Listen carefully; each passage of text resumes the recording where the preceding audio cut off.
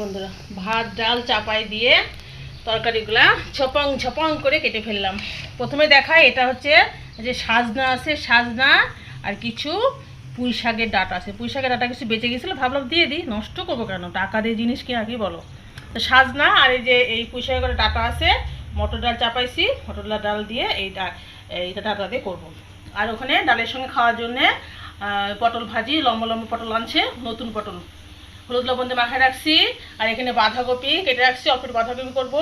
আর পালং শাক কুটে রাখছি, পালং শাক ভাজি করব।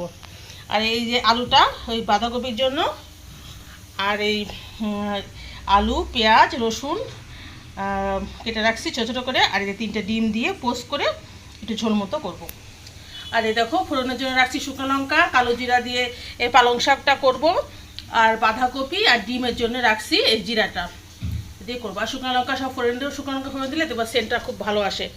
আর যে বেঁচে গেল বাঁধাকপি, কালকে হবে, কালকে বৃহস্পতিবার, কালকে তো নিরামিষ আছে। হ্যাঁ, আজকে তো বুধবার, কালকে বৃহস্পতিবার।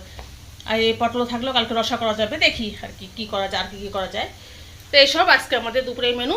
চলো ঝটপট করে ফেলি, তারপরে আসছি।